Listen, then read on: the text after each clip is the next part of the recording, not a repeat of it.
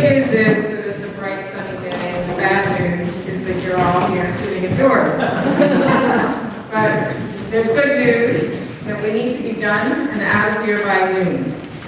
My name is Barbara Friedman. I'm the president of the Orient Association.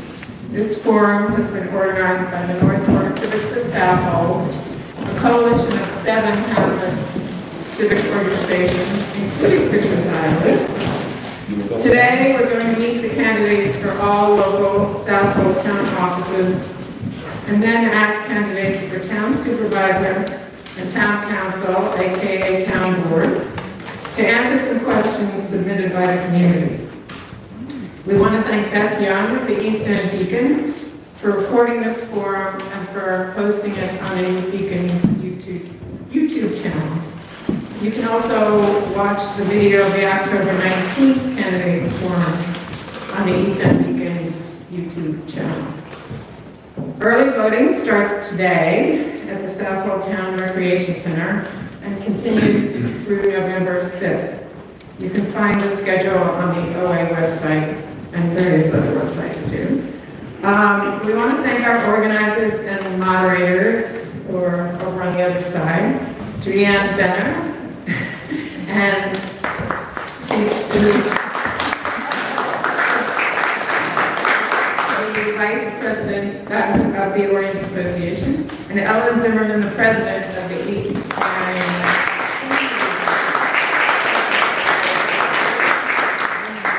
Everyone, please silence your cell phones, and also please refrain from clapping, cheering, or booing during the forum. Since our time is limited, let's get started.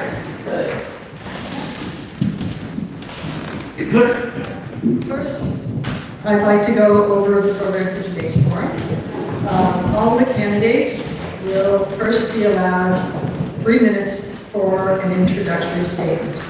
After that, only the town supervisor and the town council members will be asked questions. The same question will be posed to each candidate in rotating order, and each candidate will have up to 2 minutes to answer. The timekeeper, that's she's right here. The hard one. Right. We'll be given a 15-second warning, and then we'll be audible, right? Yes. And I'll be holding up the sign for 30 seconds. Okay. Oh, 30-second warning, and then a 15-second warning. That's why I'm not practicing. Okay. After that, when your time is up, you're going to be, that's it. You're going to stop. Candidates will be given brownie points for short answers, especially if they agree with the previous speaker. Okay. At the end of the questions, each candidate will be given up to 2 minutes to sum up. Okay. If we have time, we'll take questions from the audience. Yeah? Okay, so now we're on to our 3-minute introductions. Candidates, you have a choice. You can stand up and place for your 3-minute introduction, or you can come over here to the podium. We have these mics here, they're wired, and the mics will be right here. So we're going to start with Republicans first for each role. And then we're going to, when we do Q&A, we're going to switch, and the Dems will go first, Democrats will go first. So we're going to go roll by roll. So first is Southold Town Supervisor, so Donald Groom. Republicans are going first this time, and the reason for that is because for the last forum, the Democrats were first. So we're switching. Okay.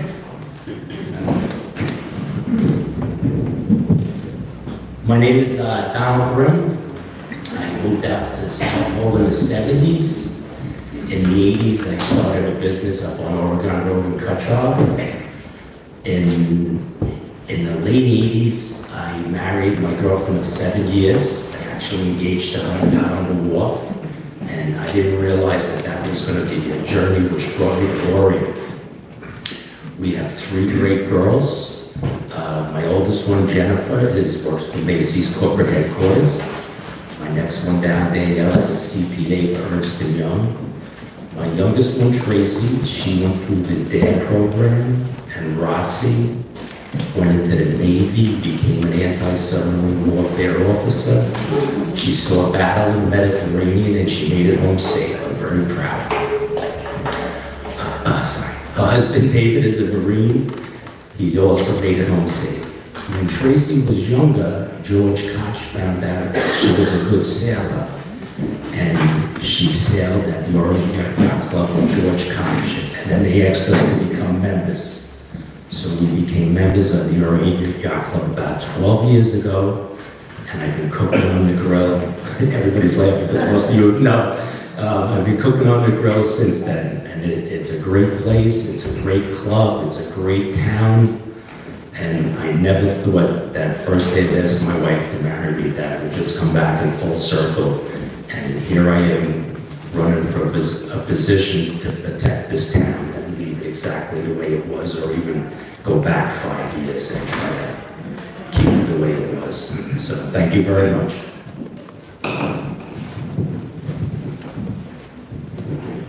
Trustee.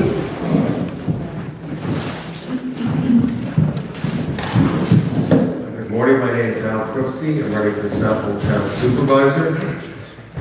Thank you to the Civics for running these candidate forums. It's really encouraging to see people come and to see the candidates. It's really encouraging to have so many people want to step forward to run for public office. Being a public servant is a challenging thing.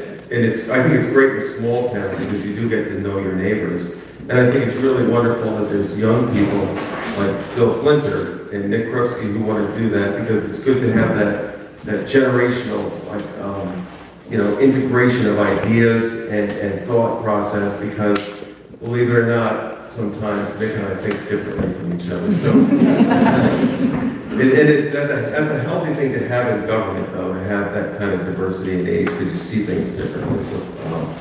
So I'm married to Marion. We have 3 children. Besides Nick, we have Colleen and Kim. We have 5 grandchildren, and there's 1 on the way any minute. So we're very blessed there. They all live in town. I was first elected in 1985 to the Southold Town Board of Trustees. I served as a trustee for 20 years. Last 14 as chairman. I got elected in 2005 to the Southold Town Board, and I served there for 7 years, the last year as deputy supervisor. And then I was asked to run for county legislature, and I got elected in a special election in 2013. So I got elected in January, served the year, and had to run for re-election in November. And I've been elected there. That's a 2-year term. I've been elected there ever since. So I could have 1 more term. When Scott Russell, and I have to say, Scott Russell and I go way back. We served together very well on the town board, and I knew him before then from high school. And he's done so much for this town. I just wanted to say that he should be recognized for his contributions and his hard work. So there's a lot of issues that we're going to discuss today. I hope we're going to get into water quality issues, water quantity issues. I served as a legislator on Council of Environmental Quality, on an Environmental Trust Board, on the Suffolk County Sewer Agency, Suffolk County Infrastructure Fund, and there's a lot to do on the North Fork that affects water quality. Obviously, with the county, they have a land preservation program also that works well with the town's land preservation program, and so there's a lot of different good experiences that I've had over my career that make this town what it was. When you look at the contributions of someone like Dan Ross, who was on the town board when 20 years ago, when a lot of land use things were put into place, that's why we have the town that we have. So we have to go back and kind of look at the past successes to move this process forward. So thank you.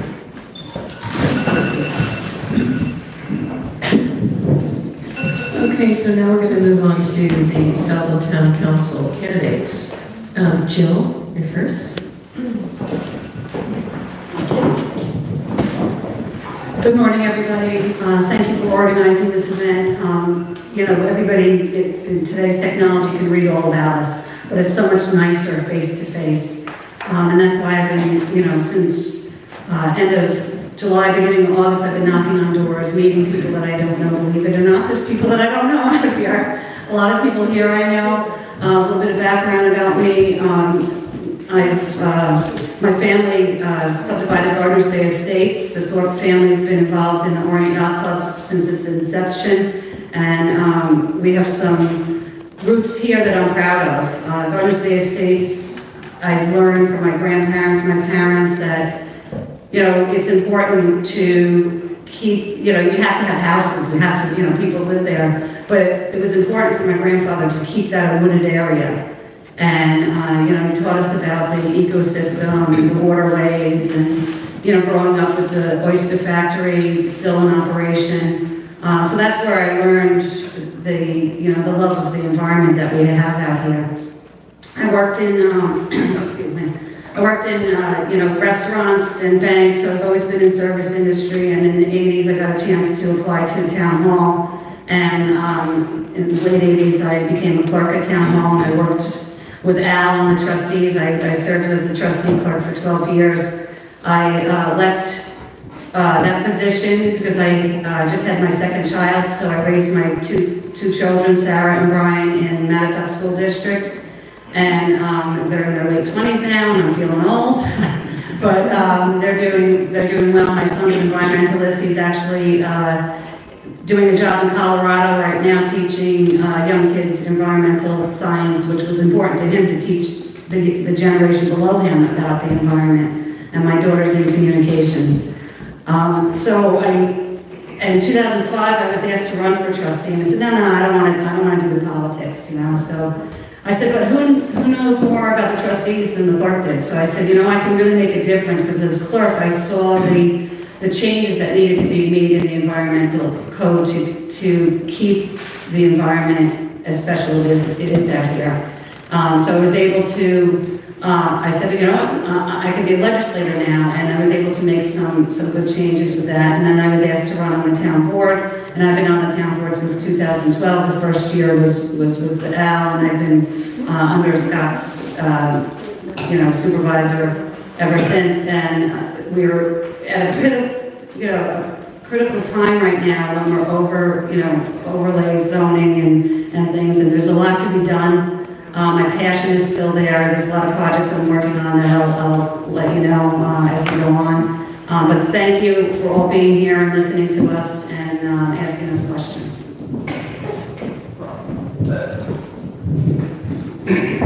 Hey, Gwen Schroeder.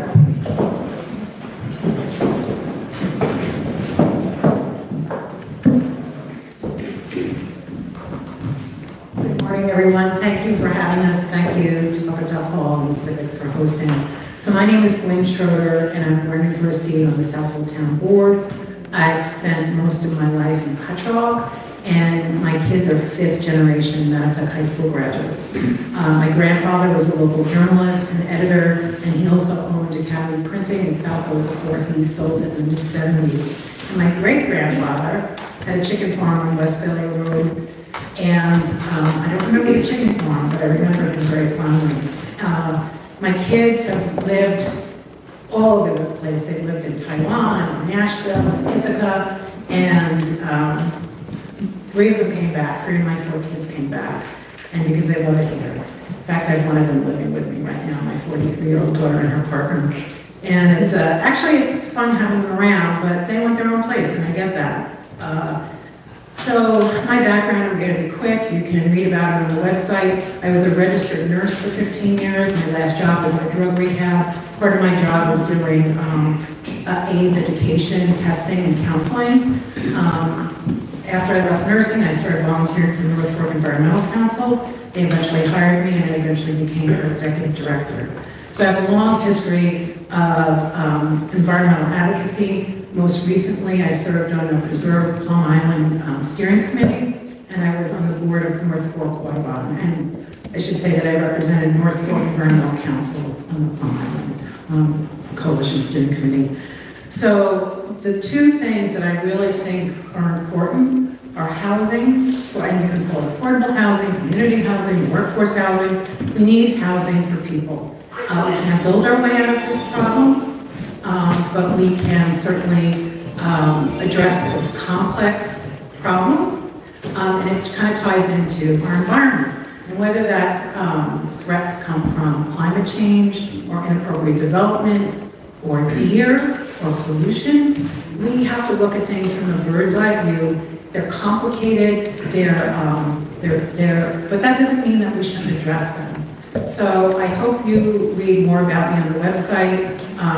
I'm really excited. This will be I'm lucky enough that I can afford to take this job. So this will be my only job. And I think it's really going to be a full-time job because half of these jobs that you have in government are reading. And I forgot to mention for the last 11 years I worked for Suffolk County Legislator Al Krupski in his office. I advise him, I've served on committees. I'm on the TIC advisory committee for him. I've dealt with lots of energy issues, legislative committees with energy and water conservation. So I have a good perspective of inside and outside government. So thanks for coming. I look forward to your questions. Thanks so much. Steve Riley. Good morning, everybody. Thanks again for hosting us and driving out here to Orient. It's absolutely breathtaking. When you think about the soul of Southold Town, it's Orient. So my name is Stephen Kiley and I'm running for town board. I'm a married father of 4, and I'm running because Southold Town's rural character, steeped in agriculture, is on the verge of being forgotten. Development pressures are circling us like wolves, whether it's mega hotels, apartment complexes, battery storage facilities, or an overreaching government, who, if she had her way, would force 50 new homes to be built in Orient and East Marion alone every 3 years. I hope you heard that. In this environment, qualifications matter more than ever. And between my opponents and myself, I'm the only candidate who has 20 years experience as a municipal attorney, including as an assistant town attorney for Brookhaven Town, Southampton Town, Southold Town. I'm currently the Shelter Island Town Attorney. I served as a prosecutor for villages such as Greenport and West Hampton Dunes. I wrote zoning laws for these municipalities, particularly here in Southold. I wrote the transient rental prohibition and the historic preservation district law. I prosecuted violations of the Southold Town Code. I established Southold Town's code enforcement office out of the town attorney's office. I provided legal counsel to the town board, zoning board, planning board, board of trustees. I provided legal counsel to the building department and planning department in this town. And I'm also currently the Poquatuck Park District Attorney. And I worked with the East Marion Orient Park District to try to get a handle on the abuses occurring at Truman's Beach. Along with qualifications, though, you need a fighter. And you need a fighter to keep this town rural. And let me be crystal clear where I stand. I'm a hard no to mega hotels, apartment complexes, battery storage facilities, and sprawl. And I'm a resounding yes to farmers, families. I will finally bring the indoor sports complex to this town that we desperately need. I'm a resounding yes to small town, small business, and home rule. Thank you, and I look forward to answering your questions.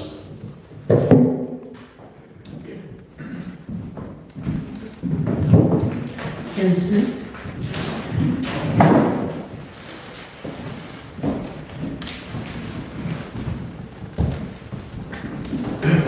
Good morning, everyone. I too want to thank the Civics for putting this together, and having been a Civic president, I know what goes into getting something like this to work well, and you're doing a great job. Could you speak louder? I sure can. I also want to let you know, as principal, very often our incoming kindergarten children will be counting how many more sleeps until school starts, and there are 10 more sleeps until election day. I'm counting. Community and interdependence. Those are two words that have really stuck with me since our last forum when we were at CAST. And the term interdependence is really becoming part of how I'm thinking about imagining myself as a town councilwoman. Because the more I listen to the questions we get, the things people are saying to us, whether it's we need more pickleball courts, and what are you going to do about water quality, and my daughter can't afford to live here, the number of things that people are concerned about will require careful, balanced leadership. Now, is it too low? Good, thank you. So back to community. Community matters to me above all else, and I thought when I started running, like, that's kind of simple. And then I maybe need to get more layered. But the more I've listened, I'm circling right back to that belief.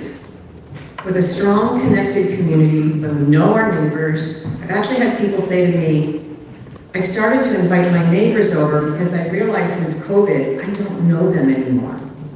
We need to reconnect as a community so we can tackle the big issues of the pressure of development. We can tackle the issues around housing and water quality. We can look at building a strong, thriving economic community. And that's why this conversation matters. And I believe we can tackle multiple issues at the same time. In 1985, my husband Ron and I bought our home in Manitowoc. By 1996, I became principal at Poquatuck East, and eventually superintendent of schools. Raising our 3 children here has been the greatest gift. It takes leadership and community work, and I believe my work in the school system prepares me well for the same kind of issues a town council person would be dealing with, whether it's fighting Albany, asking for money for projects that we need, or moving from what I see now as from division to decisions. We need to move from planning into action. And I am just so grateful to this community and look forward to your questions today. Thanks. I didn't catch your name. Ann Smith. Thank you. All right, now we are going to be moving on to Southold Town Justice. And first up is Brian Hughes.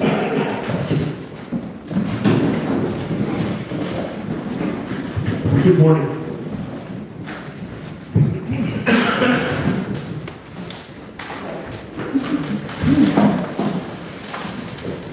The second paragraph of the Declaration of Independence speaks how we are endowed by our Creator with certain inalienable rights, including the right to life, liberty, and pursuit of happiness. The only way those can be curtailed or limited would be by the judicial branch of government, not the executive, not the legislature. So, how do we pick our judges? Well, it's not an easy choice. You have to choose wisely. The awesome responsibility that a judge has, the decisions that they need to make, is also in your hands. You have to make the decisions on how to do it. But how do you decide? Well, judicial candidates aren't allowed to speak to the issues that you just heard about. We can't discuss the issues about clean water, pickleball courts, or anything else. We're limited to our experiences, our history, the record that we have. Now, how do you find out about it? What tools do you need to help yourself make these decisions? Well, if you stick to evidence and standards, you can get some answers. Suffolk County, like most bar associations, has a screening committee. Screening committee consists of experienced trial attorneys who've had years and years of experience dealing with judges. I have some of my own part. I know some of these people. But it's a kind of convoluted process that you have to go through. You've got to do a lengthy response to written questions that they have. You have to sit down in a panel and be screened by and interviewed by 20, 25 really experienced attorneys. I did that. I'm the only person here who qualified for 2023 as a qualified judicial candidate. When you appear before these people, there's 2 choices. You're either qualified or you're not. I'm qualified. So that explains the general legal theory about the legal system. You don't have experience, you have to rely on certain other people. Now, what other aspects do we have that in Southold makes us kind of special? Well, we have a Southold Town Justice Court. I actually love that name. It's a justice court. It deals with a lot of different things. But by definition, it's a local criminal court by statute. We understand this.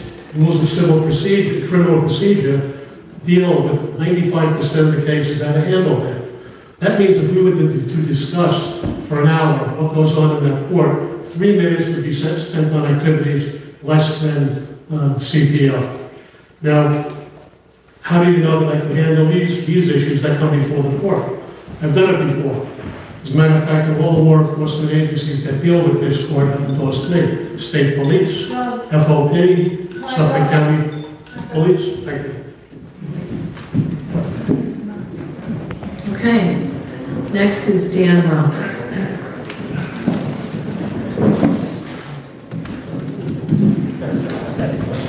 Ladies and gentlemen, my name is Dan Ross and I'm seeking re-election to the position of Southold Town Justice. I've been an attorney for 40 years.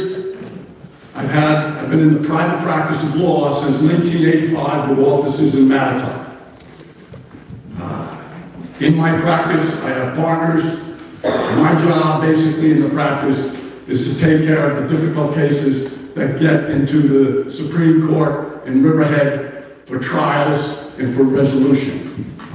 My partners pick the easy fruit. I deal with the heavy ones. In addition to my private practice, I've been the village attorney for Greenport. I spent 4 years as a member of the Southold Town Board. I've been appointed on 2 occasions as a special assistant district attorney for purposes of enforcing codes. I know the community, I know the law. My wife and I have raised 3 children in this community. I've served in various volunteer capacities, such as president of my homeowners association, since as president of the board of directors for the San Simeon Nursing Home. I'm still on that board. I've coached the youth. I belong to clubs, community clubs, and professional clubs. One of the professional clubs I belong to is the Suffolk County Bar Association. I've been a member of the Bar Association since 1985. So it came as a surprise to me when I saw published in the Suffolk Times my opponent's statement that he was the only one who has been found qualified. I've run for justice a few times. I've been found qualified every time, and I was found qualified this time. Nonetheless, my partner, and you heard him today, say, Mr. Hughes said he is the only candidate Suffolk County Bar Association Judiciary Screening Committee has found qualified for judicial office in this election. That's not true. I'm going to read to you a letter from the Suffolk County Bar Association Judicial Screening Committee, August 31st of this year. Dear Judge Ross, congratulations upon conclusion of its deliberations. The members of the Suffolk County Bar Association Judicial Screening Committee have found you qualified for Southold Town Justice. Not a big surprise. It's the 4th time it's happened. What do you do with that? What do you do with that?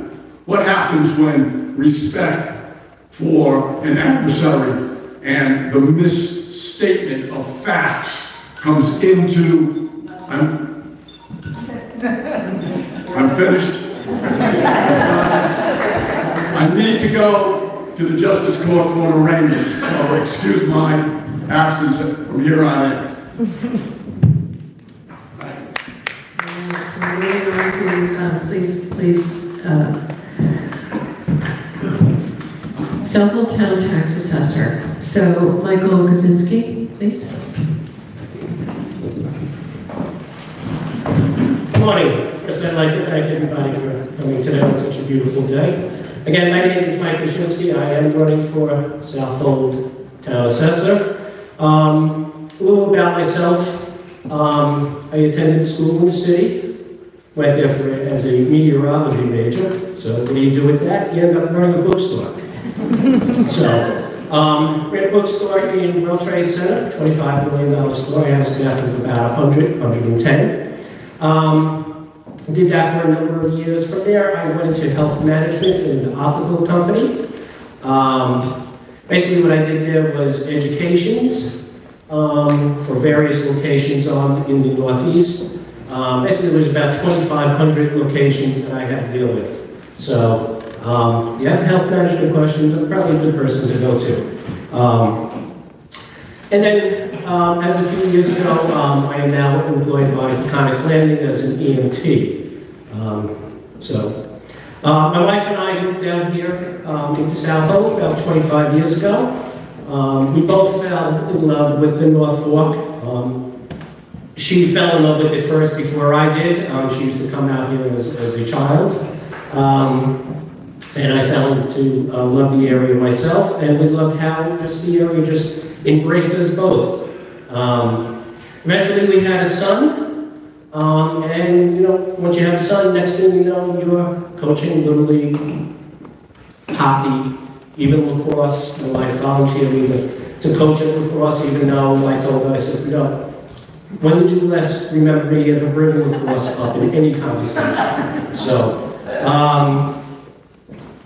shortly after that, I did join the Southold Fire Department because I did want to give back to the community. Became an interior firefighter, EMT, and in 2017 for Southold I was the EMT of the year, which I'm proud of.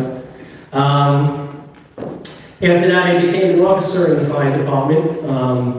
Lastly, being captain. Basically, when you're captain, part of your job is if you're going into a burning building, you're leading the hose team into the building. First one in, last one out. So, and we'll see if maybe next year I do become chief. We'll see about that. My son, Jack, is a freshman at University of Buffalo, and I did say to my wife, I said, part of the reason why I'm running is because what is he coming back to in 4 years? Houses that are $1 million homes, high taxes, and so on. So part of why I'm running is to see if I have any say in it. I can pull down the taxes and give our kids and our grandkids affordable housing. So again, I thank everybody for coming today. Paul Flinter.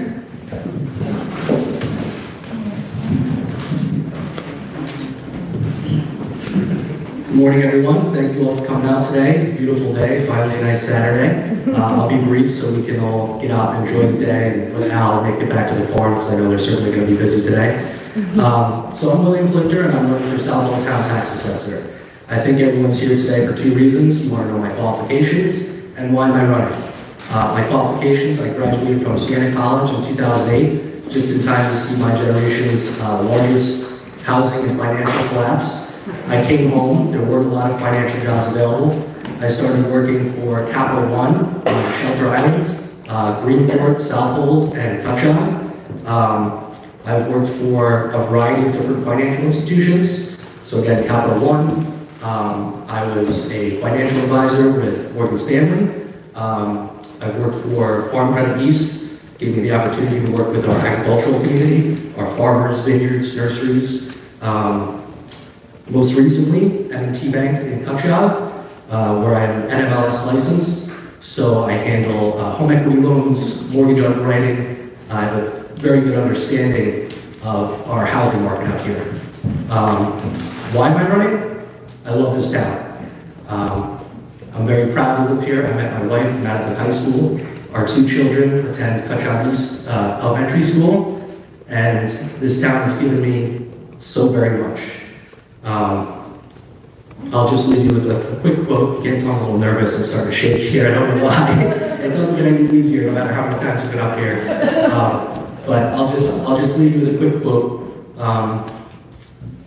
Happiness is the expansion of self, but true joy is when you lose yourself in service to others and you forget where you end and someone else begins. And to me, that's what community means. And that's why I want to use my skill set and my gifts to give back to the community and serve as Southold Town Tax Assessor.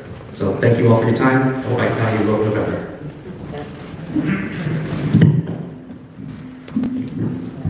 now we're moving on to Southold Town Trustees. So first will be Glenn Goldsmith.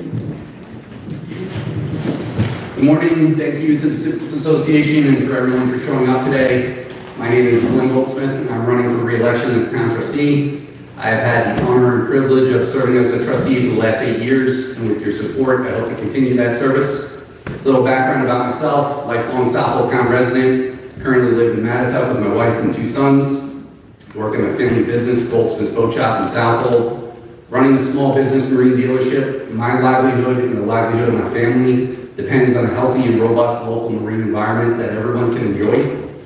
Having a marina also gives me a front row seat to the issues and challenges that we face with living on the water. It has given me knowledge and empathy for those that we deal with as trustees. I face the same challenges as they do, go through the same processes, pay the same costs and fees, so I get it, I understand. I'm a 28-year member of the Southold Fire Department, an organization that has taught me the true meaning of community service. It is a dedicated group of men and women working together to help anyone in their time of need, regardless of who they are, where they come from, or what political party they belong to. It is simply about doing what is right for helping your neighbors and community. And I strongly believe that that sense of community service directly translates to public service. To me, running for a trustee or any elected position is just an extension of that community service. And I don't think that it's a coincidence that a number of the folks up here running with me are firefighters. For example, Mike Kaczynski, I've served with him on the Southold Fire Department for a number of years, and I can vouch for him. I know that if he's willing to give up his free time to help his community, you can rest assured that he'll give that same dedication to serving the people of Southold Town as an assessor. As I mentioned earlier, I've been on trustees for the last 8 years, serving alongside my friend and colleague, Trustee. During my time as trustee, I've been fortunate to work with and learn from some very knowledgeable and dedicated people. I've learned about the delicate balance between property rights and use and the protection of our vital bays, creeks, and wetlands. It is a responsibility that I take very seriously. I am committed to working together to address the issues that we face with knowledge, experience, and respect. I am proud of my public service and my proven track record. I've been the president of the trustees for the last 4 years. The last 2 years that I was elected as president, there was 4 Democrats on the board, and I was the only Republican. I'm very proud of the fact that my colleagues on the board believed in me enough and the job that I was doing to support me as president regardless of political position. I think that's a testament not only to myself, but to the other members of the board as well, and a great example of what good local government is all about. We put aside our differences and we focus on our similarities. We work together to do what is right and what is in the best interest of the town. That is what I've done during my time as trustee and what I hope to continue to do in the future. Thank you. Nick Krupski.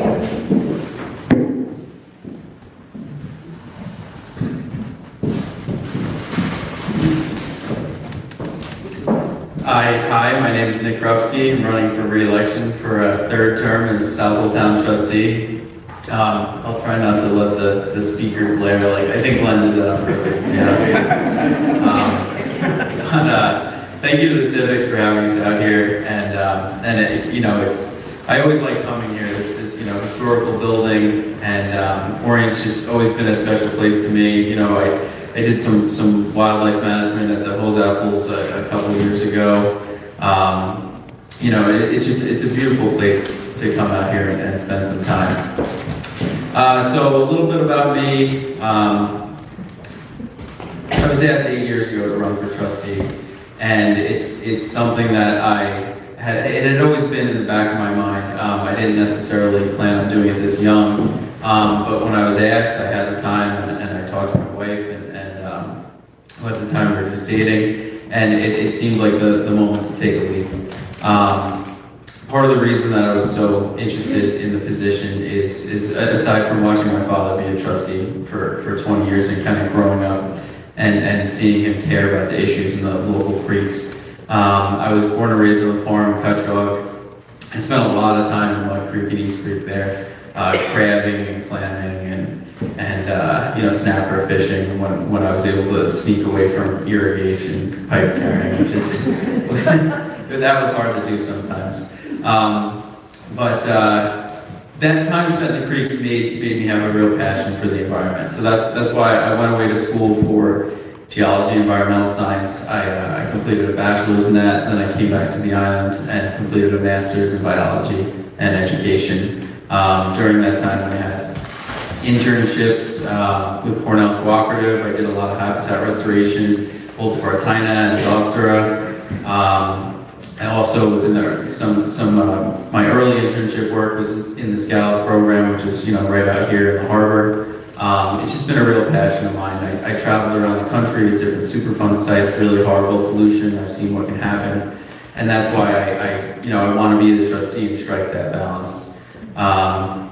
Currently I live right in Cutchogue, still down the road from Mud Creek with my wife and 2 daughters. I have a son on the way any minute. He's actually a week late. So hopefully I don't have to run out of here today, but I've been saying that for a week now. So, but I'm really doing this for them. And I've had a great time working with Glenn Goldsmith for 8 years. We have a great team of trustees right now, really passionate, caring people. I'm also standing up here with a great slate of people. I'm really proud to run with my father. Everyone up here is really dedicated to public service and has been dedicated to public service for their whole lives pretty much. So my time is up. Thank you very much. Thanks for having me, and I appreciate your support. Now we have the Southold Town Roof Taxes. Kelly Fogarty. Hi, thanks again for the Civics for hosting us again today, and in this beautiful historical building. I'm Kelly Fogarty. I'm seeking re-election for the Office of Tax Receiver. Born and raised on the North Fork, I make my home in Mattatuck along with my husband of 30 years. We have 3 grown children, and recently we welcomed our first grandchild. I built my business in Mattatuck. As a certified public accountant, I serve primarily the residents of the North Fork. I enjoy serving the community by volunteering on the boards of many organizations. I'm the longtime treasurer of the Mattatuck Chamber of Commerce, the past president of the Board of Trustees of the Mattatuck Laurel Library, the former treasurer and current board member of the North Fork Environmental Council, and I served as a catechist for Sacred Heart Parish for 15 years, teaching 6th graders. This community has been very good to me, and it's important for me to give back using my strengths as a financial professional. I bring experience and integrity to the office of the tax receiver. I appreciate your support. Thank you very much.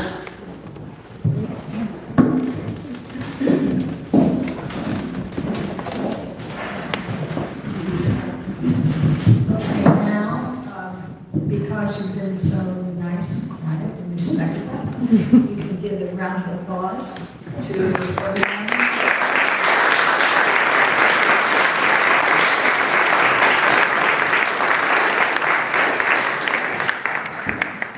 All right, now we're going to start the question and answer part of our program.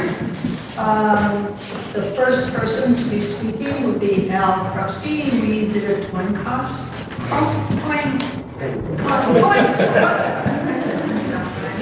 Anyway, to decide which party would go first. So, Al, you get the first question. You won.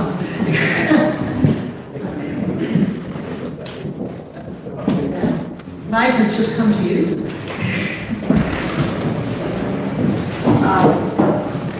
Just to go over it, during this portion of the program, the candidates will get 2 minutes to answer. And the first question is about community character.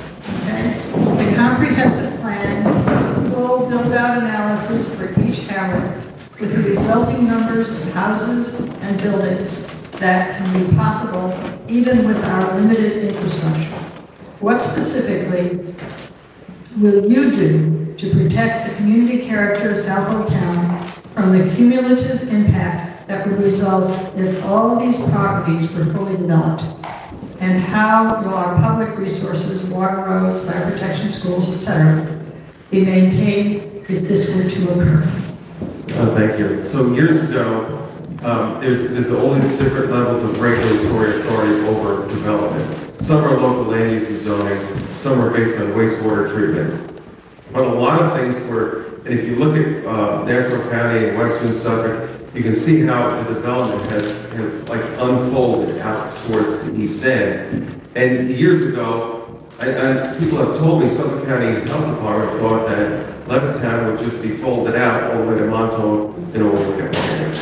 And there was a reliance on public sewers, there was a reliance on public water that would enable this kind of development. There was really, I think, lack of consideration for the impacts of traffic, public safety, the impacts of schools. It was just and the burden it puts on our environment. If you look at the beach closures, and as a Suffolk County legislator, look at the notices of beach closures. All summer long, there's beach closures in Western Suffolk because they have a lot of pathogen loading after rainfall. On the East End, there's been a big push to try to mitigate that, and so because you live out here on the water, you want to be able to go to the beach, you want to be able to raise shellfish, and not have that impact of pathogens in the water, shutting down your commercial shellfish, your residential shellfish opportunities. So land preservation is really the critical component to protecting our quality of life and protecting our environment here, because the less homes you have, intuitively you have less traffic, you have less mass loading of your wastewater, and you have less impacts and less demand on services. And that's why people think, of course, you live in Southold, your taxes are so high. Go further west in Suffolk and see how high the property taxes are there. So, less development, land preservation program has to be robust, it has to be funded, and it has to be mechanically functional.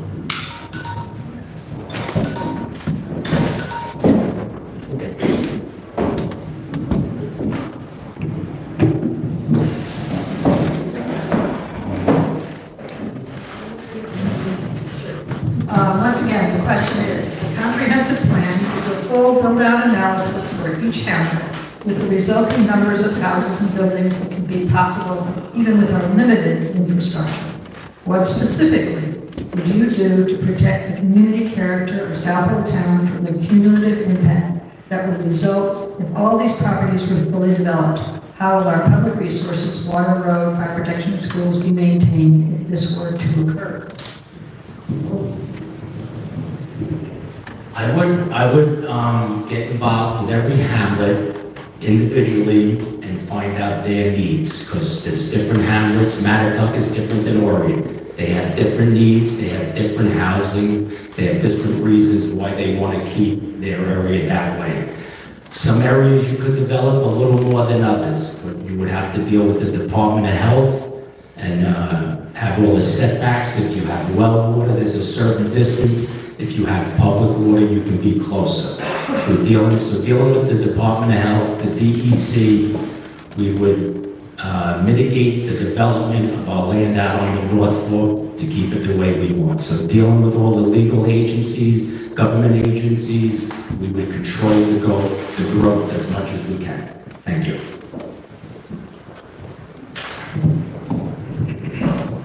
Okay, now we're in Marion, we're surrounded by water. The next question is going to be on coastal resilience.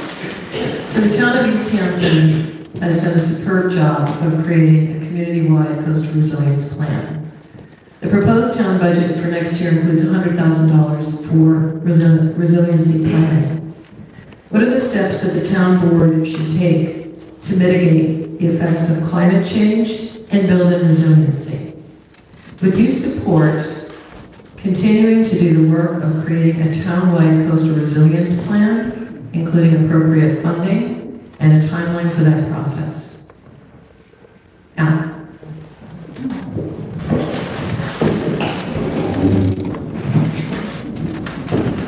So in 1991, the town took over the Coastal Erosion Hazard Act from New York State, and it was a departure from the town trustees doing the wetland code.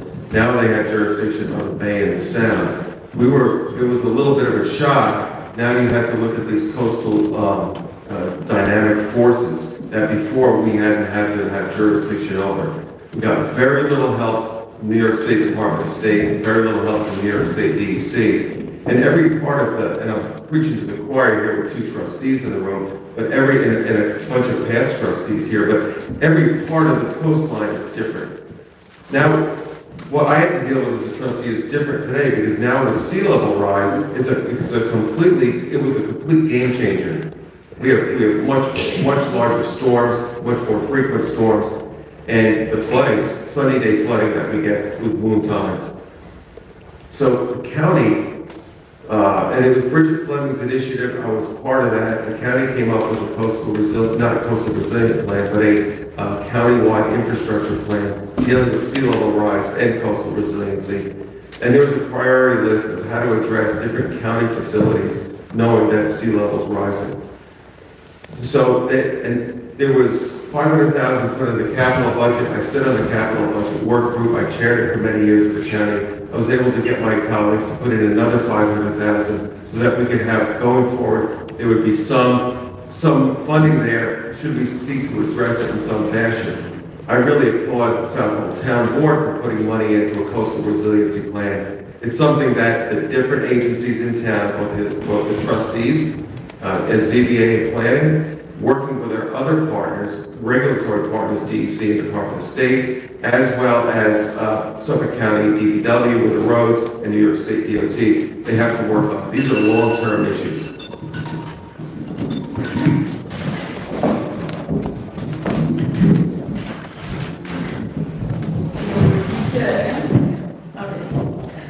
The town of East Hampton has done a superb job of creating a community-wide coastal resiliency plan. The proposed town budget for next year includes $100,000 for resiliency planning. What are the steps that the town board should take to mitigate the effects of climate change and build in resiliency? Would you support committing to the process, to the work of creating a town-wide coastal resiliency plan, including appropriate funding and a timeline for that process? The answer to that would be yes, and I don't believe 100,000 is probably enough. In today's market, when you want to do work along your coastline, whether it be through hardening of the shores or raising the grade, road work or drainage, 100,000 is not enough money. I would ask the board to give us more money so that the appropriate work can be done to secure the shoreline, secure people's safety, and secure our hamlets. Thank you.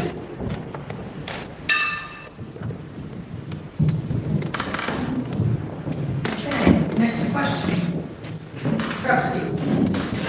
The town's preliminary annual budget does not give information about the expected services and accomplishments the town will be providing for its residents in the coming year. Would you be willing to advocate for a new style in presenting the budget that describes the services and expected results so that taxpayers can understand the benefits they are receiving and be able to measure success? Yes.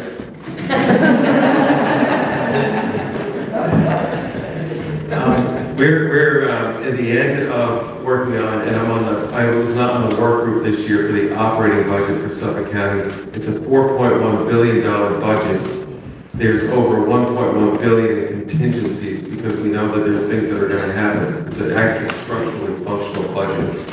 When you do the budgeting, and I know how the county executive does his budgeting throughout the year, and then the legislature gets to meet with all the department heads, and it's a public process, but the public's not engaged at all, almost not at all. And driving the hot dog, we sit at those meetings, and it's really just a county staff that's there. So in this case, in a small town, it's really critical that that's why this is so encouraging, that the residents are part of the process and say, what do you think? Are we spending too much money here, or are there needs elsewhere? You know, I'm glad the Coastal Resiliency Project came up, because East Hampton has a mixed record, because they put all the sandbags on the shoreline and part of the shoreline in Montauk, resulting in a huge loss of beach. So it's difficult as a municipality to operate without public input, and that's when the government is at most effective.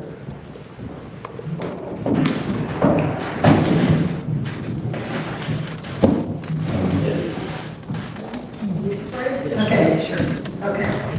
The town's preliminary annual budget does not give information about the expected services and accomplishments the town will be providing for its residents in the coming year.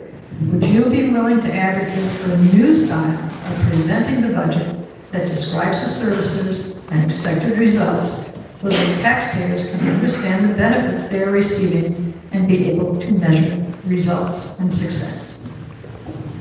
That answer is also yes, and we would sit down with people from, again, different hamlets and explain to them what's going on in their hamlet, where the money's being spent, and if they need a further explanation of it, we can put that into the budget. Maybe there could be some sidebar of how your money's being spent, where it's being spent, where it's come from, and have the community have input in it. You know, if there's some money in a budget for something that hamlet doesn't want, then maybe we can take it out, put it someplace else, and show the people where you moved it to, so they know where their tax dollars are going. And that's a big concern of everybody. We're paying taxes, what are we getting back? So we might have to define exactly where every dollar is being spent. It might make the budget, you know, more paper, but if that's what the voters are looking for, then that's what you give them.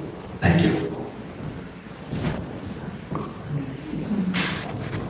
Okay, this is the last question for supervisor candidates, and this is on Plum Island. What are your thoughts regarding the future of Plum Island?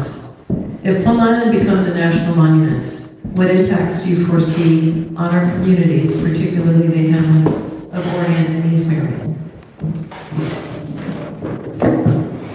So in 2008, when I was on the town board, and it was a shock when General Service Administration came to the town and said, we're readying Plum Island for sale to the highest bidder, and you're going to help us in some fashion, but you don't have any, and you have no alternative. This is what we're going to do. And we were in shock growing up out here. We knew a lot of friends and neighbors who worked on Plum Island. Animal disease research facility, world-class facility. You look at food security. This is kind of research is necessary. Look at a big country with a lot of food production. We need that kind of research to happen here. Everybody was kind of taken aback that they would consider selling it to fund building another facility. So we came up with an idea. I said, why don't we rezone it upon sale? Because there was no zoning on the island at the time, because we had been in federal hands for so long. So we went to the town planner and we said, look, can you come up with some sort of zoning that would give the town the control over this upon sale? Since it's in private, once it's in private hands, the zoning would be in place. And then there were two zones. One is around this world-class lab that would stay as a world-class lab. It's about 125 acres. And it would include very limited residential in case there had to be visiting scientists or people staying over because of weather events. There would be some potential for renewable energy production, but the remainder of the island, over 600 acres, would remain in its natural state, and it was owned that way. The federal government was completely taken by surprise. They never thought the town could do this or would do this, and we did it.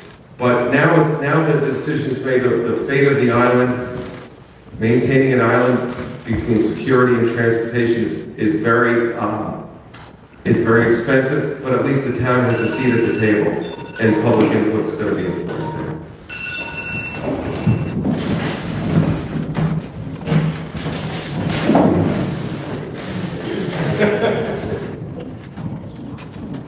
I agree with Al on that one, that the zoning is the best way to control what goes on over there. It is definitely the best for all of us. We should all have some input at that table to make sure the zoning keeps that island as rural as it can, as preserved as it can, and it doesn't affect Orient Point or the North Fork. So yes, through zoning, that is the best way to control the growth on that island. Thank you.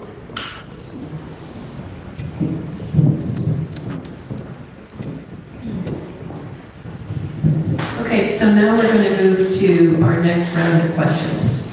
And the first question, these are for the town board candidates. And we're going to do it in the same order.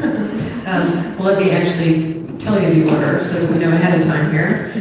So Ann will be first. Ann Smith will be first, followed by Steve Kiley, then Gwen Schroeder, and then Jill. Okay, so the first question is on affordable housing. What is your vision for affordable housing? There's often strong opposition to new multifamily affordable housing developments and workforce housing. How can affordable housing be designed to enhance a sense of community? How would you incorporate your vision into smaller hamlets like Orient and East Marion without negatively impacting them? Ann first. Ann Smith.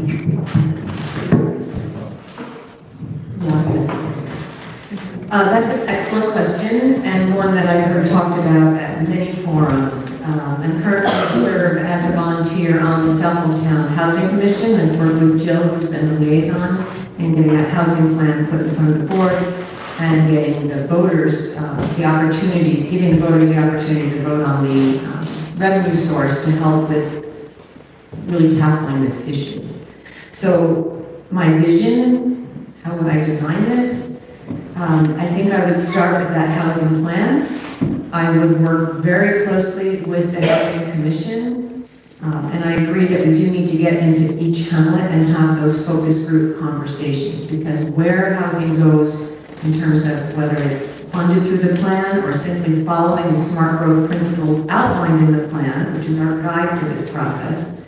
We need to set benchmarks with each hamlet. Where should they go? Should they be on people's property as affordable dwelling units? Should they be some cluster housing? Should we be repurposing? Should we be looking at mixed land use opportunities? The Housing Commission right now has been talking about getting out there in the communities and looking at existing structures that are in the hamlet centers and wondering about, could we repurpose some of these properties? And how can we then get developers back at the table, because they've been so discouraged by the inability to get projects moving through a process. I think if they see that the community is involved and they're going to get behind projects, you're going to hear Gwen talk about not being able to build our way out of this. Gwen is very clear on some of the issues on housing, and I would love to work with her on it. I think really getting with the communities, talking to people. I was at the Economic Development Forum a few weeks ago, and one of the issues the local business people brought up was housing and labor shortages. I think we need to connect those dots as well. Thank you. First, I wanted to just say, I'm not quite sure why the questions were separated, just because each member of the town board and the supervisor only has one vote. So all these issues pertain to everyone up on this dais. And if I become the town board member, I'm going to empower town board members. They'll have their own offices, they'll have their own legislative aid, and we really got to get to that point. Regarding community housing, I'm 110% in support of the community housing plan that talks about allowing low-interest loans for not-for-profits, to create ADUs, for farm labor housing, to renovate existing community housing, first-time home buyers, and also low-interest loans for business owners who want to create apartments in their commercial facilities. But what I am a hard no, and I said in the beginning about these high-density apartment complexes, I'm a hard no, I would never vote for it. It is the antithesis of our community character. However, we have to do something, right? And what I would recommend is that we use this community housing fund, which will generate about $1 million a year, to construct manor homes that look from the street to be like a nice, lovely home that would have 3 units within it. I would also crack down on short-term rentals to bring those houses back into the year-round rental market. Also, ADUs are only supposed to be rented to people on the community housing registry. We need to enforce that and bring that in. And then also, as Ann said, the adaptive reuse. We have buildings such as where the mega hotel is slated for, the old Capital One building. That would be amazing for community housing. There's also a place across from the annex that's vacant would be amazing for community housing, but no apartment complexes.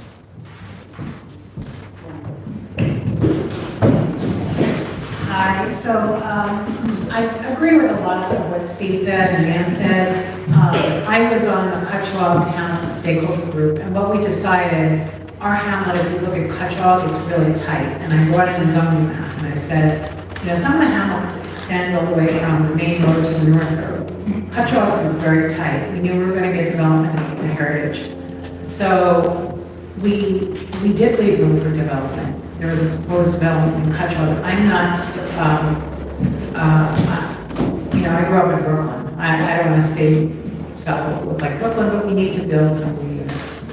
And I think particularly for East Marion and Orient, so the ADU I think would work best for people in your community. And we have to find out why people aren't taking advantage of that here and make it more palatable for them. And I agree, we need to do low interest loans. The county also has low interest, actually a grant for first-time homeowners. Their definition of first-time homeowner is somebody that hasn't, I don't know, is it 3 or 4 years, hasn't owned a home in 3 or 4 years. Maybe we could tighten that up a bit. But I think particularly where your water table is somewhat high in Orient, and I just want to go back to the coastal. When I drove over here today and went across the causeway, the tide was so high. Bad storm, you know, and when you talk about resiliency, we got to get New York State to raise that road. So one of the ideas I had, I'll say it real quick, is the town should buy land with some of that money. They should hang on to the fee title, and they should do an RFP for developers. Let them know what we want, and then let them bid on it. And that's a way to keep affordability affordable in perpetuity, because again, as Ann said, we can't move our way out of this, so thanks.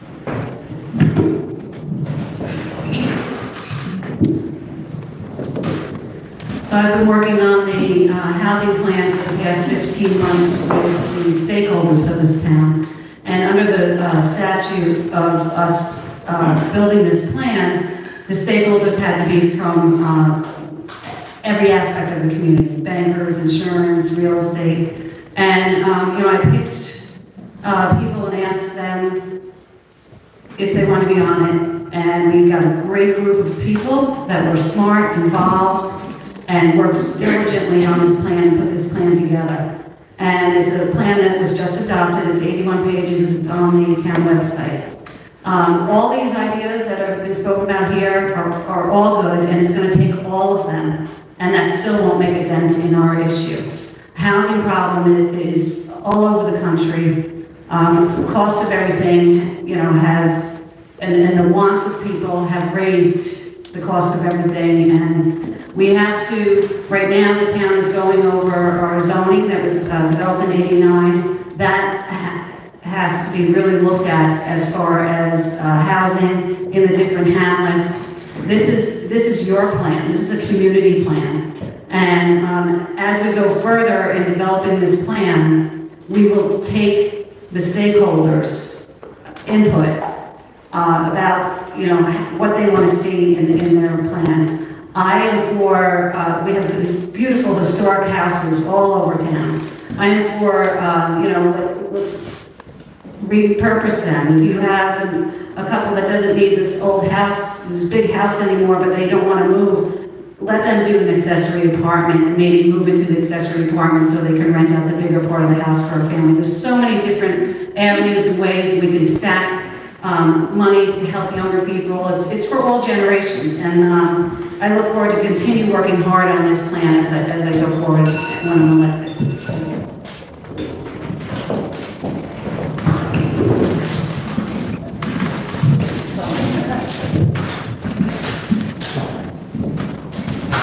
Okay, let's go on to the next.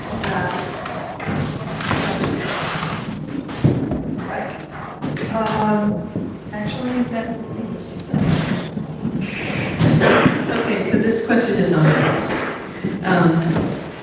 Many of the brightest students who graduate high school and go on to university move away permanently due to the lack of good job opportunities for them on the North Fork. What ideas do you have to create well-paying, year-round jobs that would help retain them. And yeah.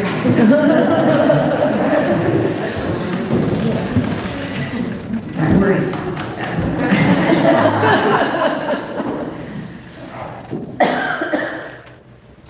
All right, so the town board doesn't create jobs, but the town board does support those who do. We have excellent opportunities both within our schools, our local schools, and our local community college. I think there are lots of ways we could be supporting entrepreneurs, businesses. I don't know if anyone here has heard of the new project. It's just in Riverhead called the East End Food Hub. But ideas where we can create opportunities to incubate ideas. My dad was actually president of the first high technology incubator at Stony Brook University, where young researchers could have all the facilities and infrastructure they need to do their research and not have to pay all the expenses that go with that. Again, at the community, the forum held by the Economic Development Committee, there was a robust conversation on how do we bring young people into internships, apprenticeships, not just a simple day of job shadowing. I also had an opportunity to tour the new wing at Poquatuck High School with Superintendent Petretti this week, and they have built, reused a building and built an incredible technology area where students will actually be working with certified carpenters and learning a skill in a trade that they can either take right into the workforce post-secondary, or perhaps they can do that work while paying for college and not incur so much debt. I think we're missing some partnerships. I think Stony Brook's a great opportunity. They were there offering their services to businesses. I don't think young people are going to make enough if I think it's something like 40% of current renters are cost burden. So I think we need to move the needle on that as one of our measuring tools. And then as a team, we can kind of get to some of this.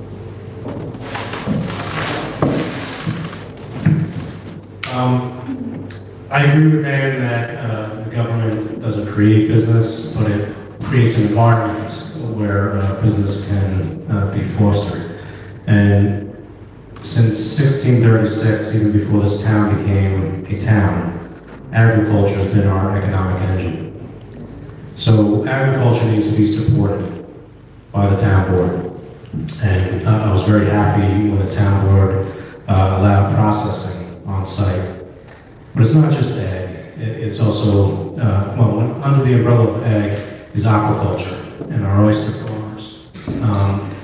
So when we have ag produce locally, then we have businesses that we should help that are in furtherance and support of ag, i.e. restaurants and even hotels. I'm anti-Holiday Inn Express mega hotels, but if hotels that are in the size and scope of the existing character, because again, since the railroad came to Southold, hotels have been here since 1844, I believe. So we are a resort type destination, but minor hotels would be okay. And then also maritime jobs.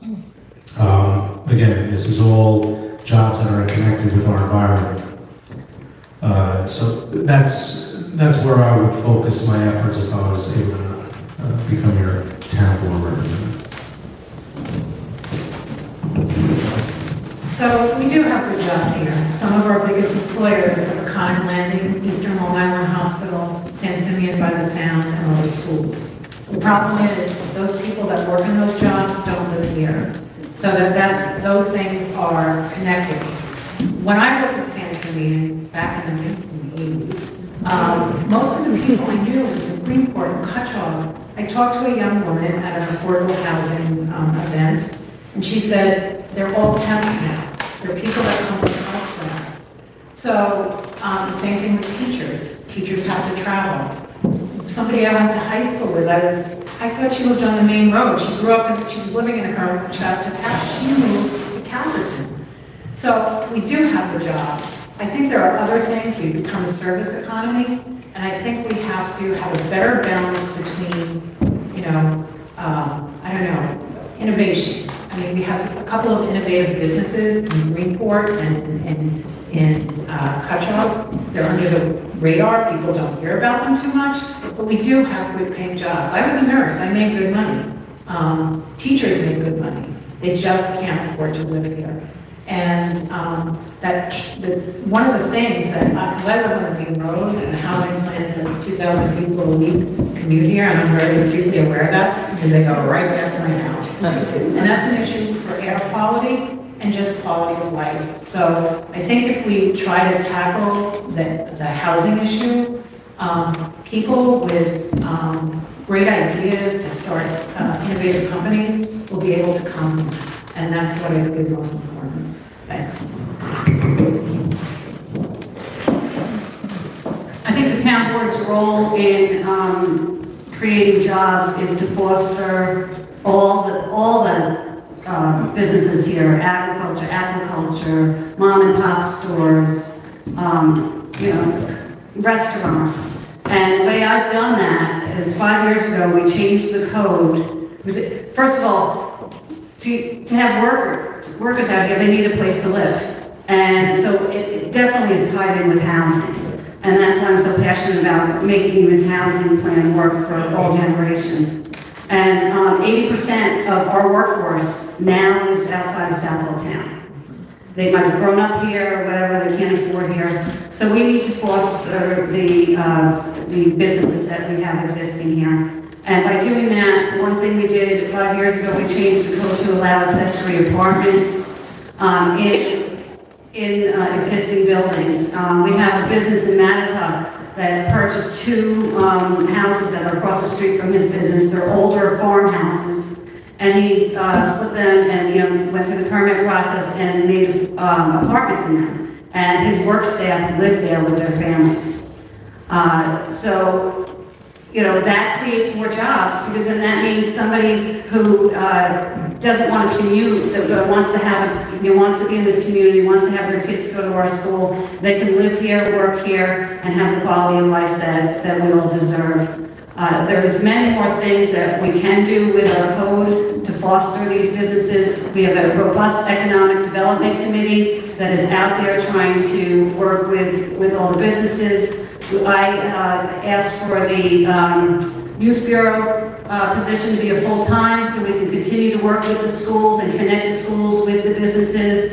For people who don't want to go to college, they can do trade. There's a lot of talent in this town, and we have to keep it in this town. Thank you.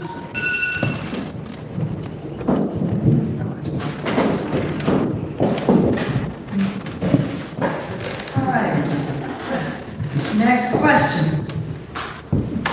Given the situation with PFOAs in the village of Orient, what are your thoughts about providing adequate and clean water now and in the future for our hamlets? Would you expand testing to other hamlets? What restrictions on the water use would you support to ensure that we continue to have enough water for our residents? What are PFOAs? PFOAs. Say it so we can hear. Right, okay. So they're called forever chemicals. At this point, we can't get rid of them. We can filter them out. And Orient has had a testing program for the last year and a half, almost. It's been going on for some time. And it continues. So we don't have all the results yet, but they are considered hazardous. Cancer causing, in fact, and they're in many of our products. Have the questions to the candidates been asked? Is this now open to the public? Not yet. Okay. We may not have time for that because we have to be out of here. Okay, well, if you don't have time for it, you didn't plan this very well.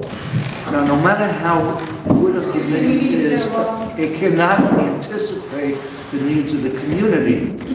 Okay, now, in communist countries, meetings are controlled. It's determined what can be said. Nothing is left to the public. In a free society, you should want to find out what the public wants, not just what the committee wants. Thank you. we may have a little time afterwards and we can talk about this, all right? Let's get on to the Well, next only if you believe that people are important. We'd like to move on. We the people would like to move on. We'd like to hear these questions came Speak from. for yourself. If you don't want to speak, then you have a problem as a member of the public. You should be asking. You were given a chance to say. Sir, yes. They had a chance. We solicited There's no questions opportunity from to talk from the public. If you like that, I question your sanity. Okay, our next question, okay, is water question, right? You haven't finished answering the water question, right?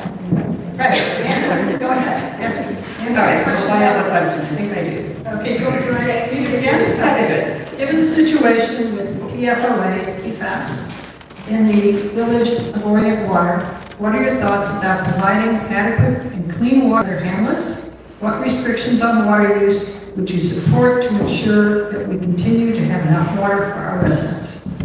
Thank you. When we bought our home in 1985, we were on well water, and we had to get our water tested to get our mortgage. And as a result, we had to install a water treatment system because there was chemic in our water. So yes, anywhere where there are wells, I think we should be keeping track of that and looking at what's the human impact and what's going on with our water. The three of us attended the forum that you held here at Poquatuck Hall with Marion and Taylor. Seems like 100 years ago now. But I re-listened to that video, which you can find on the website. It's really well done. So I think taking hold of the problem together, as a town councilwoman, I think it would be really important that we look at where we can regulate and where we can educate. Because reducing nitrogen, reducing the use of fertilizers, pesticides. I met with a woman who, when we were out campaigning, worried that her neighbor was spraying for mosquitoes on her property, and now she doesn't have butterflies and bees on her property anymore. So there's a lot of, back to the word interdependence. Degradation of our water. When I was asked to screen with the Democrats to be considered for a candidate, the first question was, what are your top 3 environmental issues? And mine were water, water, and water, because without that, all of these other issues are hard to tackle. So I think the town can work with, Mark Terry made a great presentation and some really strong recommendations out of the newly formed Water Commission. I think the town does need to lean on some experts, like a hydrologist, whether it's somebody who works in town hall or we bring in. This has to be a #1 priority right next to issues around climate change, because they're all really connected. I agree with Ann. Water, to me, our issue that we're having with our community character, and that's 1, and 1A is water, or vice versa. We're a sole aquifer community, and regarding PFAS, the technology is just not there yet on an individual basis to screen out those chemicals. However, what I would do as a town board member, is install irrigation limitations. So we have odd and even days for when you can irrigate your lawn. I would want to purchase open space for recharge of water. I would want to use WQI funds to give grants for people to install IA systems to take the nitrogen out of the water. And I would also require IA systems to be installed anytime there's new construction, Department of Health requires an upgrade or a renovation or expansion. These are ways that we can deal with our water and the health of our water.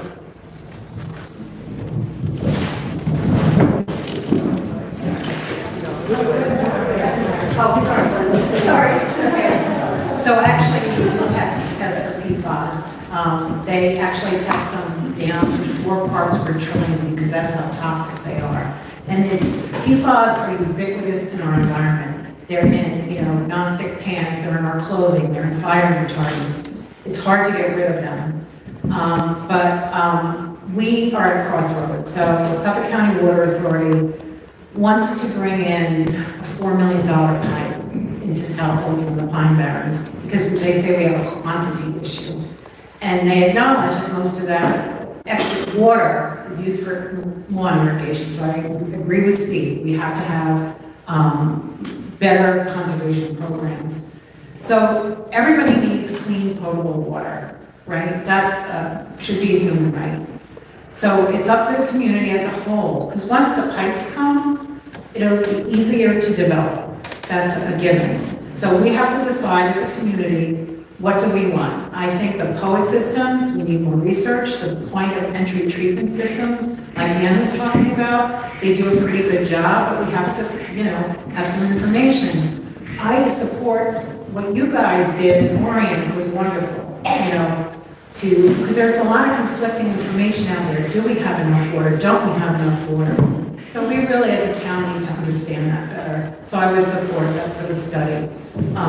You know, there's a lot of work done at the county level into the sub-watershed study, which is very, very detailed. And unfortunately, on this ballot this November was supposed to be a funding mechanism at 8th penny sales tax, or 8% sales tax to fund innovative alternative systems. And one last thing, Al and I learned this week that the only toilet paper that doesn't have PFAS is Continental. So that's true. We heard that from an environmental person, so thanks.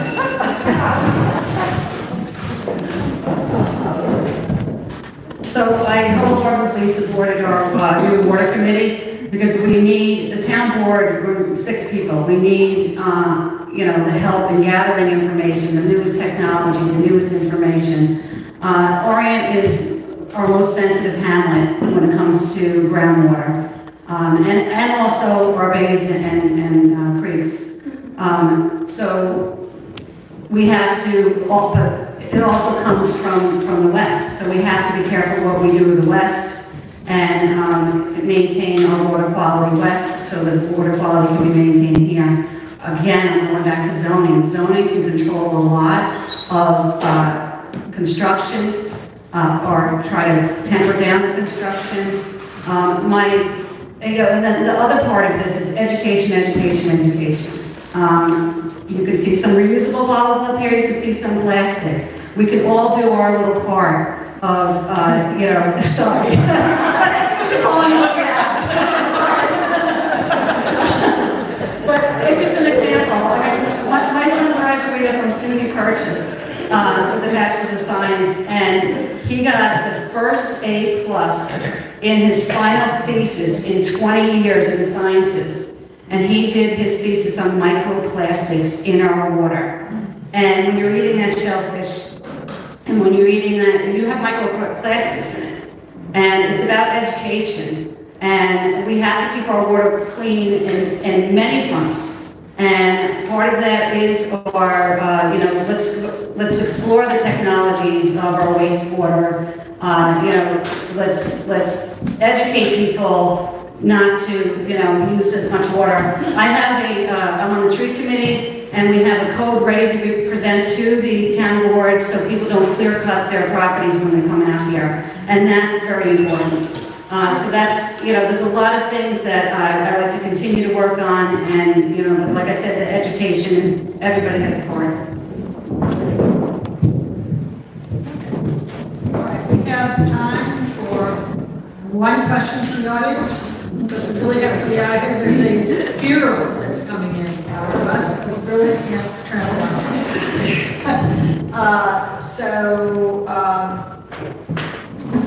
One question, right? One question. That's it. all we have time for, really. Sir, I'll stay after if you have any questions, just so you know. You want I have a question, okay? People in government have to anticipate problems. We have potentially some very serious problems. We all love it here. It's perfect. It's as close as you can get to heaven, and it's safe.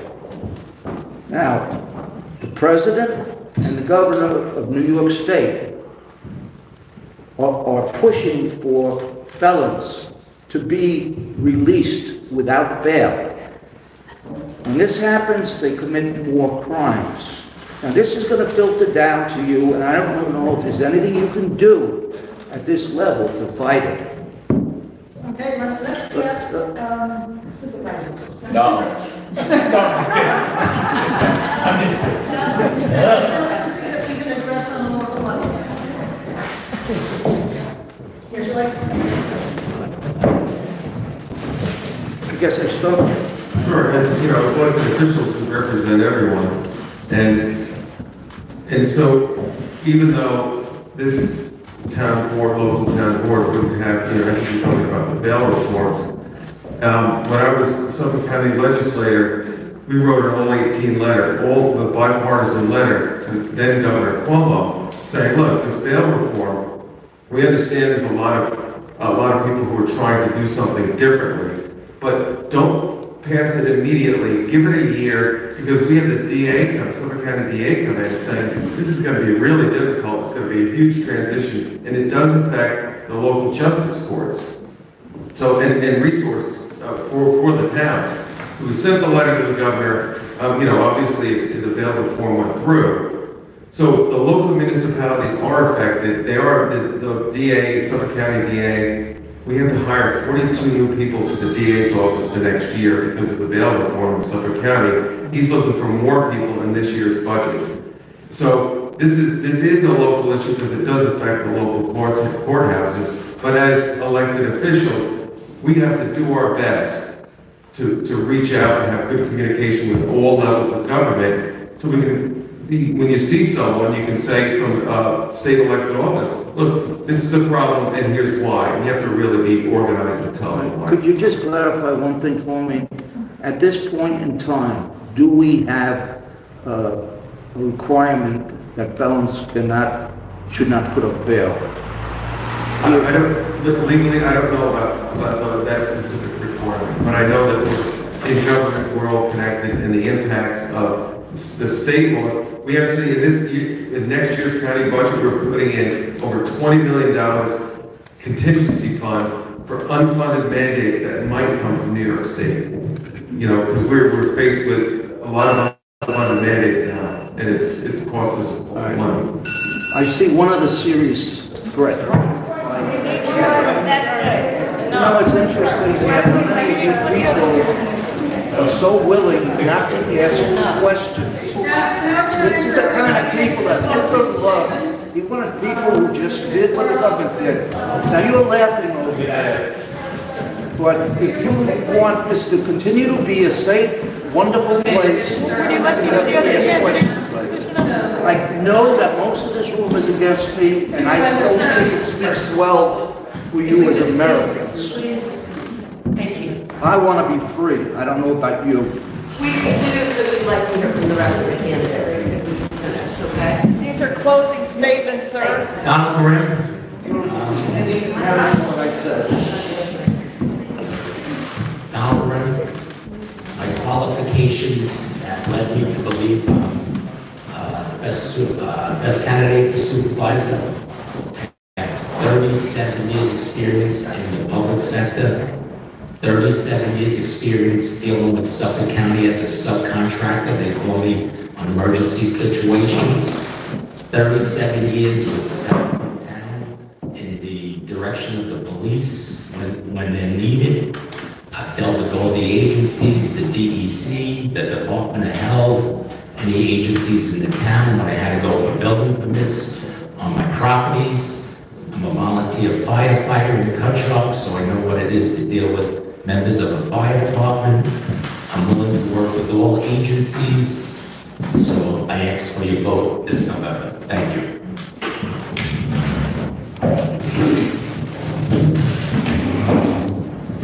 You know, I'd like to thank everyone here, and to the gentleman that wants more questions. There are quite a few elected officials here currently. Plus, I'm sure any other candidates that aren't elected would be happy to answer your questions, but not right now because they're running their program.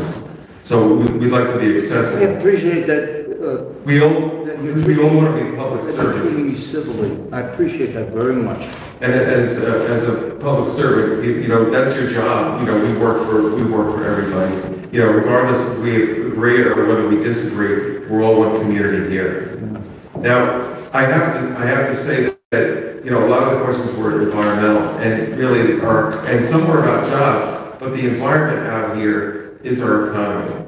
And if we keep the environment clean, then, you know, the Goldsmith families here, they've had a boatyard for 100 years. You need clean water to have a marine industry. You know, Reggie Tunnel's here with the oyster growing, you know, oyster ponds, you know, oyster business. You have to have clean certified water by New York State DEC to have an oyster growing business. And so that's really critical to take care of our environment, because once you lose that, once it's paved over, you know, there is really no going back. The only thing I would suggest, you know, if elected as supervisor, years ago, one sat on the Hamlet stakeholder group for Cutchogue. The town's doing this whole review of the town zoning and town codes and the uses in that zoning. I think there'd be value in having the Hamlet stakeholders reconvene, because I really think that looking at the Hamlets, our community is very diverse. Looking at all the different zoning codes and the uses therein would be very helpful if you got more community engagement. I know the town's hired a consultant, which is a good idea. We need a lot of community engagement in that. Thank you for having us.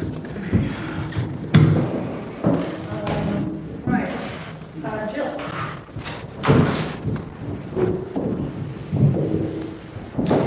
Thank you for having us and listening to us. And I, as an elected official for so many years, and even, you know, working for the town, I'm always available. So if anybody wants to reach out to me to have a conversation on any subjects, I'm available for you.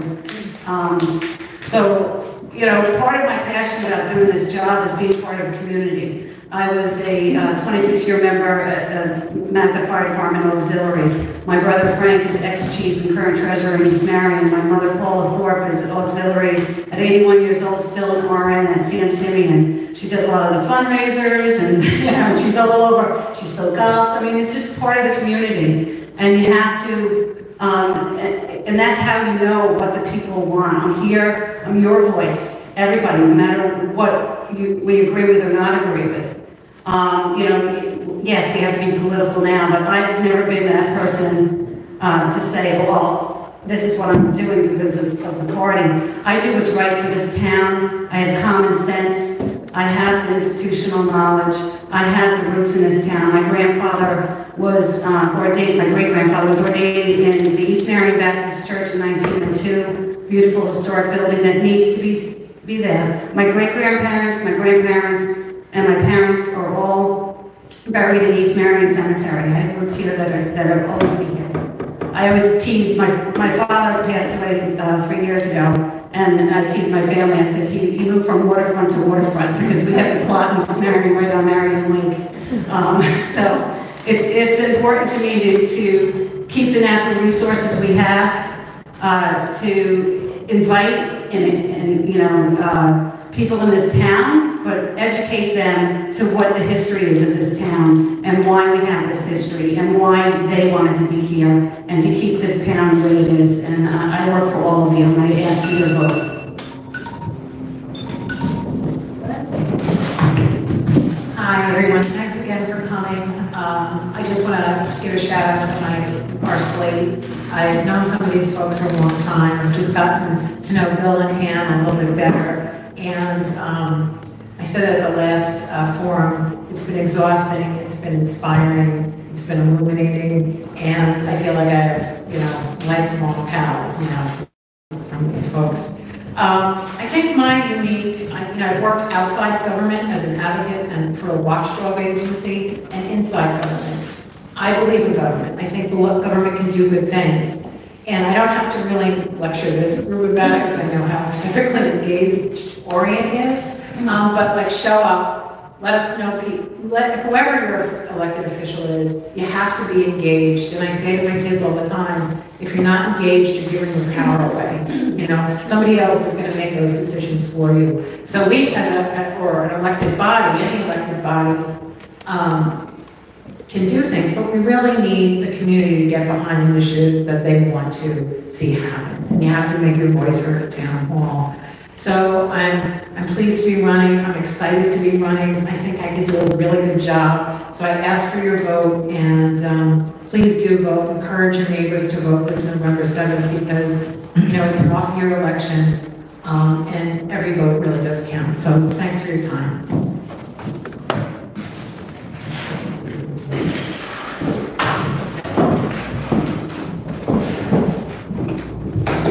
At this point in Southold's history, we are in the midst of a crisis. If this was an educational crisis, don't vote for me. If this was a medical crisis, don't vote for me. But the crisis that we're in, the emergency that we are facing, is a zoning crisis. And the next town board will be charged with rewriting the zoning code. So as a zoning expert, as Newsday recently referred to me as, I must be your vote. Now is not the time to vote for someone just because they're nice. Now is not the time to vote for someone just because they're in your party. Because it can have dire consequences for our community. My opponents, who are good people, want to bring Southold forward. Forward means change. And here are some examples of how members of town. High Density Holker wants 473 new homes to be built in this town, regardless of our zoning code, regardless of our comprehensive plan, and rezone certain areas to high density where 15 houses can be built per lot. Additionally, the mayor of Greenport kindly offered water and sewer for Greenport West to have apartment complexes built there. Southold ZBA chair has supported apartment complexes being in a permitted use in each and every hamlet, so every hamlet has their fair share of apartment complexes. A zoning update committee member suggested that community character is basically a four-letter word and inhibits change. Our zoning update consultant, a member of my opponent's party, believes zoning is inherently exclusionary, which is code for high density and more minimum lot size. I, on the other hand, am the opposite of change and a strict adherent to the comp plan's vision, which states that future planning be compatible with existing character, which is agricultural low density. I challenge everyone in this room to step outside their political comfort zone and vote for what is necessary to keep this town rural. Thank you.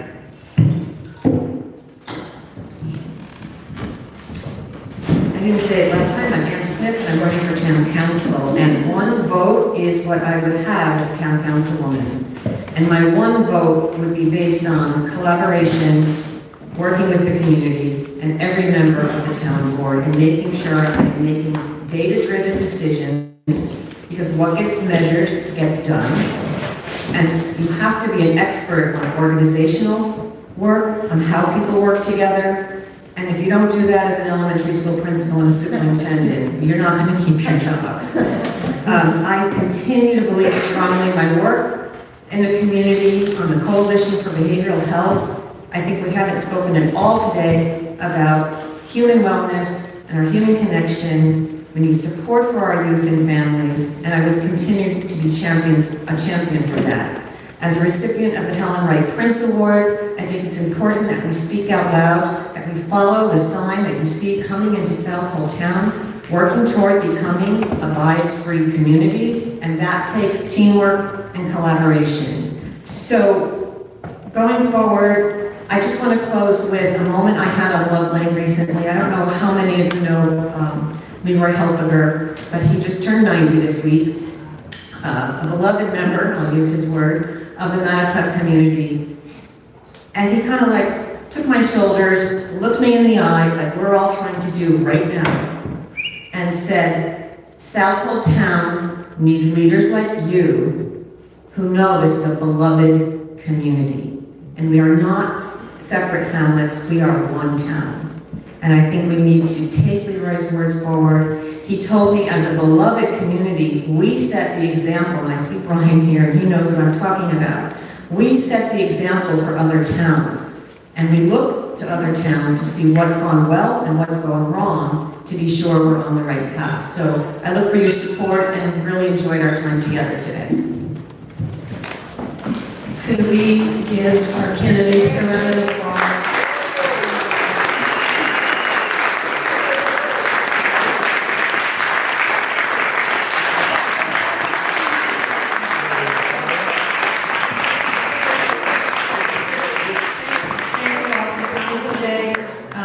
going to be posting both on the YouTube and on our Zoom.